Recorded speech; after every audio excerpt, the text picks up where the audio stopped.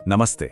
सोचिए एक ऐसी जगह के बारे में जहां आस्था का समंदर असल में समंदर के किनारे से मिलता है और जहां देवता खुद अपने भक्तों से मिलने के लिए सड़कों पर निकलते हैं। जी हां, आज हम जगन्नाथपुरी की यात्रा पर चल रहे हैं। ये सिर्फ एक सफर नहीं, बल्कि एक बहुत ही गहरा आध्यात्मिक अनुभव है। इस विश्लेषण से हम समझेंगे कि इस दिव्य धाम की यात्रा की योजना कैसे बनाई जाए और इसका असली मतलब क्या है। तो सवाल ये उठता है कि आखिर जगन्नाथपुरी भारत के सबसे पवित्र स्थानों में से एक क्यों है? ऐसा क्या खास है यहाँ? इसी सवाल का जवाब इस पूरी यात्रा के आध्यात्मिक महत्व की चाबी है। चलिए मिलकर इसका रहस्य जानते हैं। देखिए, इसका जवाब छिपा है चार धाम की पवित्र अवधारणा में। ये भारत के चार कोनों में बने वो चार दिव्य स्थल हैं जिनकी यात्रा को मोक्ष का रास्ता माना जाता है। और पुरी पूर्व का वो धाम है जिसे खुद भगवान विष्णु का निवास स्थान कहा जाता है। और पुरी का जो दिल है ना, वो बसता है यहाँ के मुख्य देवताओं में। भगवान जगन्नाथ, जो श्री कृष्ण के ही एक रूप हैं, उनके साथ हैं उनके बड़े भाई बलभद्र और बहन सुभद्रा। यही दिव्य त्रिमूर्ति इस पूरी तीर्थ यात्रा के अनुभव का केंद्र है। तो फिर इस दिव्य अनुभव को महसूस करने के लिए एक यात्रा की योजना कैसे बनाई जाए? चलिए एक आदर्श 5 दिन के कार्यक्रम पर नजर डालते हैं जो आध्यात्मिकता और आसपास की खूबसूरती का पूरा अनुभव देगा। तो देखिए, यात्रा कुछ इस तरह आगे बढ़ेगी।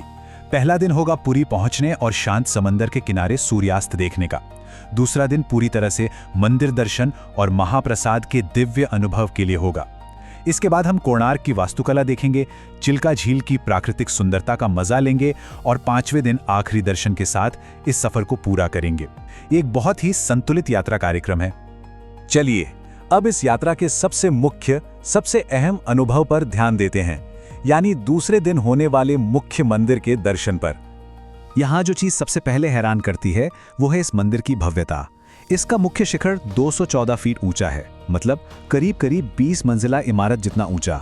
सोचिए, ये 12वीं शताब्दी की वास्तुकला का एक ऐसा चमत्कार है जो आज भी हमें हैरत में डाल देता है।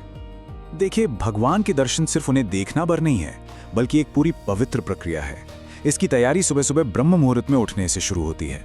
स्नान करके तन और मन को शुद्ध किया जाता है और फिर सुबह 5:30 बजे की पहली मंगल आरती में शामिल होना, ये एक ऐसा अनुभव है जिसे भुलाया नहीं जा सकता।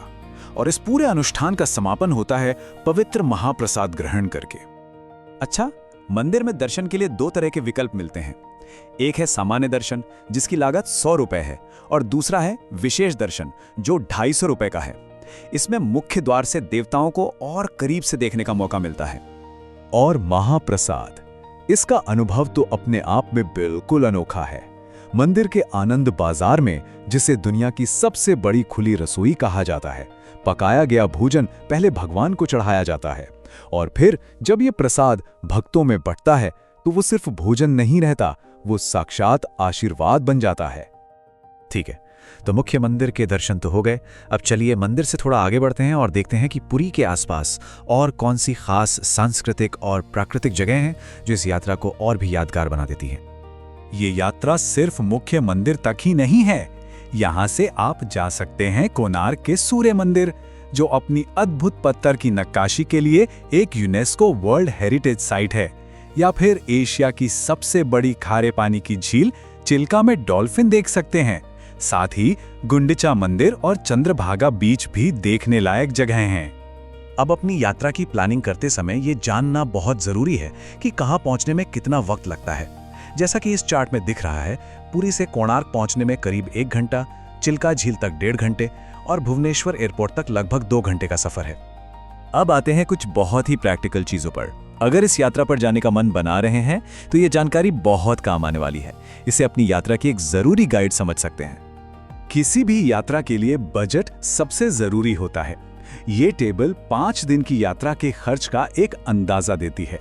मतलब यात्रा, रहने, खाने और दर्शन सब मिलाकर प्रति व्यक्ति कुल खर्च लगभग 12,000 से 15,000 रुपए के बीच आ सकता है, जो इस अविस्मरणीय अनुभव के लिए काफी वाजिब है।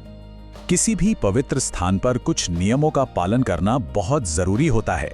यहाँ कुछ सरल क्या करें और क्या न करें बताए गए हैं, जैसे मंदिर में जाने से पहले स्नान करना और अंदर तस्वीरें न लेना, इन नियमों का पालन करने से यात्रा का अनुभव और भी अच्छा हो जाता है। अब सवाल आता है कि पुरी जाने का सबसे अच्छा समय कौन सा है? तो देखिए, अक्टूबर से फरवरी के बीच का जो सर्दियों का मौसम है वो सबसे अच्छा माना जाता है, क्योंकि मौसम काफी सुहावना रहता है। हाँ, अगर विश्व प्रसिद्ध रथ यात्रा का अनुभव करना है तो जून जुलाई में जाएं, लेकिन उस समय बहुत ज्यादा भीड़ के लिए तैयार रहना होगा। और हाँ, आखिर में एक छोटी सी पैकिंग लिस्ट: हल्के सूती कपड़े, आरामदायक जूते चप्पल, एक छाता, अपना पहचान पत्र और कोई भी जरूरी दवाइयां रखना बिल्कुल न भूलें। ये छोटी छोटी चीजें ये पक्का करेंगी कि यात्रा आरामदायक हो और कोई परेशानी न हो। तो इस पूरी बातचीत को हम इसी गहरे आध्यात्मिक विचार के साथ खत्म करते हैं। पुरी सिर्फ एक जगह नहीं है, ये एक ऐसा अनुभव है जहां ये माना जाता है कि भगवान खुद अपने भक्तों से मिलने आते हैं। ये एक ऐसी यात्रा है जो मन में एक गहरी शांति और भक्ति का भाव जगाती है। तो क्या ये यात्रा अगला आध्यात्मिक पड़ाव हो सकती है? अधिक जानकारी और अमेजिंग टूर पैकेज के लिए विजिट करें www.julutrip.com। कॉल या व्हाट्सएप भी कर सकते हैं 8881705500 पर।